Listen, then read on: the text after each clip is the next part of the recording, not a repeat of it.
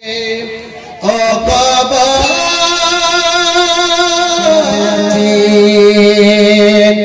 বাপজান আমার ভাইরা, যে কথাটি বলছি সেই কথাটি আপনারা লক্ষ্য করে শুনবেন। হযরতে মুআয বিন জাবাল এমন একটি সাহাবী, তিনি মারা যাচ্ছেন। এবার ওই সাহাবীটি মারা গেলেন, জানাজাকে পড়াচ্ছেন। বলেন কে পড়াচ্ছেন? আল্লাহর নবী সাল্লাল্লাহু আলাইহি ওয়াসাল্লাম। কে পড়াচ্ছেন? বলেন আল্লাহর নবী পড়াচ্ছেন। এবার আল্লাহর নবী জানাজাতে দাঁড় হয়ে আছে। জানাজাতে যখন দাঁড় হয়ে আছে, সেই সময়তে আল্লাহর নবী বিশ্ব নবী দেখছে যে আসমান থেকে এক এক করে ফেরেশতা নামতে চালু হয়ে গিয়েছে। আল্লাহর নবী বলছেন, হাদাল্লাযী তাহাররাকা লাহুল আরশু ওয়া ফুতিহাত লাহু আবওয়াবুস সামাই। আমি দেখলাম, আল্লাহর নবী বলছেন যে আমি দেখছি আসমানের দিকে, আসমান থেকে ফেরেশতা নাজিল হতে লেগেছে, আসমান থেকে ফেরেশতা নামতে চালু হয়ে গেছে। এবার নামতে নামতে নামতে নামতে নামতে এক একশো নয়, একা 1000 নয়। আল্লাহর নবী বিশ্ব নবী বলছেন, ওয়া শাহিদাহু সাবউন আলফা মিনাল মালায়েকাতি। কত ফেরেশতা আসলাম, 70,000 ফেরেশতা তার জানাজায় শরীক হচ্ছে, আরো সাহাবীরা শরীক হয়েছে। কিন্তু বাপজান আমার ভাইরা, যে সাহাবী এতগুলি ফেরেশতা পাওয়ার পরও এবার তার কবরে কি হচ্ছে দেখো। আল্লাহর নবী বিশ্ব নবী বলছেন, হযরত মুআয বিন জাবাল 70,000 ফেরেশতা তার জানাজায় শরীক হলো এবং সাহাবীরা শরীক হলো। এতগুলি ফেরেশতা শরীক হওয়ার পরে হযরত মুআয বিন জাবাল কে মাটি দেওয়া হলো। এবার মাটি দেওয়া হয়েছে, আল্লাহর নবী বিশ্ব নবী বলছেন তাকে কবরে ধরেছে। ও বাপজান আমার ভাইরা, এইভাবে কবর এমন একটি জায়গা, প্রতিটা লোককে সে কবরে আযাব খেতে হবে। ও বাপজান আমার ভাইরা, সে কবরে এমন একটি জায়গা, সে জায়গাতে গেলে আমাদেরকে কাউকে ছাড়বে না। কেন ছাড়বে না বাপজান আমার ভাইরা? যে লোকটি মারা যায়, যে সাহাবীটি মারা গেল, মারা যাওয়ার পরে 70,000 ফেরেশতা নাজিল হচ্ছে এবং সাহাবীরা হচ্ছে। এতগুলি হওয়ার পরও তার কবরে তাকে ধরলো। তবে আমরা তো 5 ওয়াক্ত নামাজ আদায় করি না, নামাজকে ছেড়ে ছেড়ে ছেড়ে ছেড়ে আদায় করি। ও বাপজান আমার ভাইরা, তবে ওই নামাজে আমাদের খুশু এবং খুশু হয় না।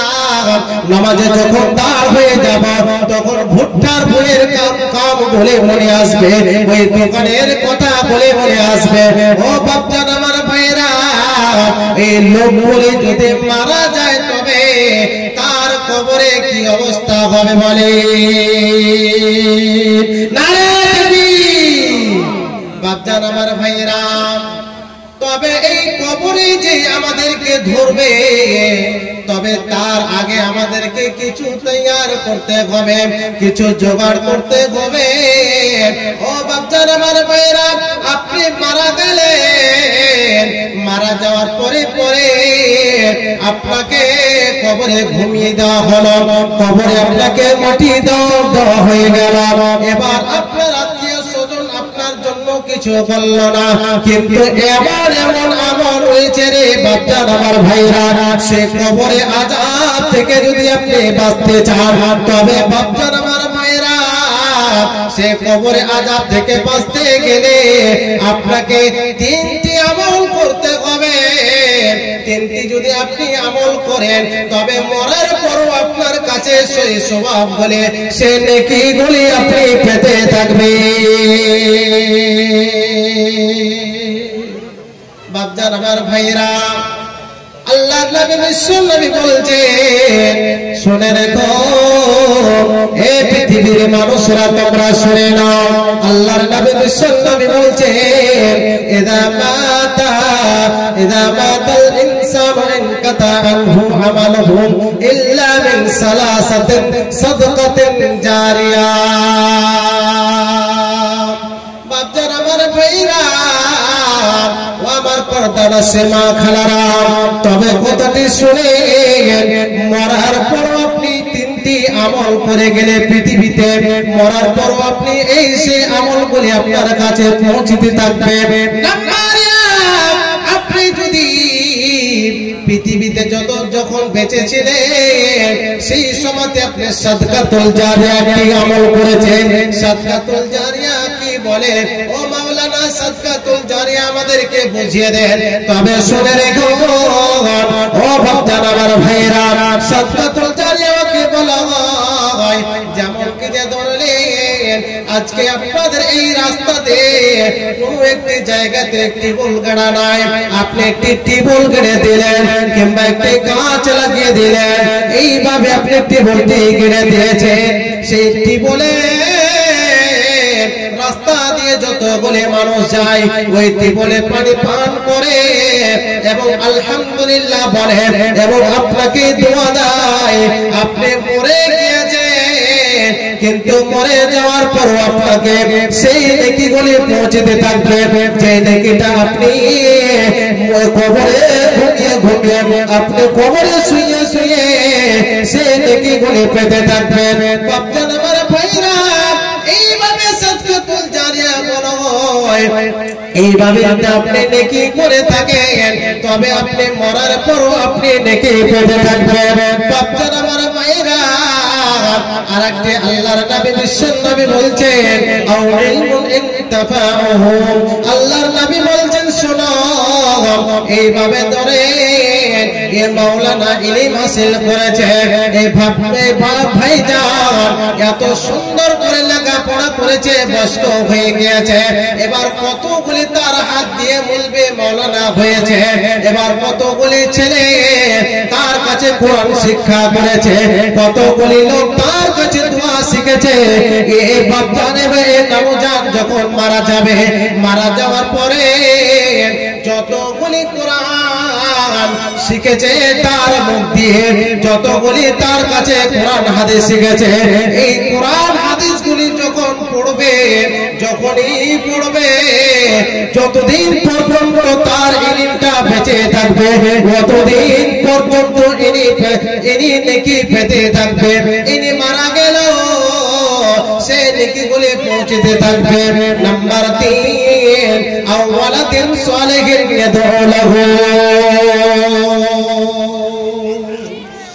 নাম্বার 3 হলো যেমন কি যে ধরলেন আমার বাবা আমাকে লেখাপড়া করিয়েছেন, একটি ভালো সন্তান করিয়েছেন, একটি ভালো একটি আলেম করিয়েছেন, কিংবা একটি ছেলেকে ভালো শিক্ষা দিয়েছেন।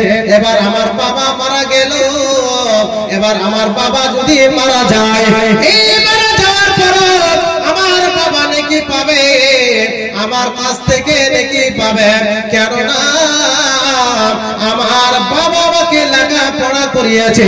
এবার আমার বাবার জন্য আমি দোয়া করেছি, সেই দোয়া গুলো আমার ওই দোয়া বলে চলে যাবে আমার বাবার কাছে। আমি আমার বাবার জন্য আমি দান করব, আমি মসজিদে লাগিয়ে দিব কিছু টাকা। এইভাবে আপনি যতগুলি এইভাবে দান সৎকার করবে, সে বাবার নামে চলে যাবে। বাচ্চারা আমার ভাইরা, এই সাদকাতুল জারিয়া, এই সাদকাতুল জারিয়া এমন একটি জিনিস, যেমন কি বললেন একটি মসজিদ তৈরি করছেন আপনারা, এই মসজিদ তৈরি করতে গিয়ে কতগুলি টাকা পয়সা খরচ হবে। বাপজান আমার ভাইরা, এই মসজিদের জন্য আপনাকে কিছু দান করতে হবে।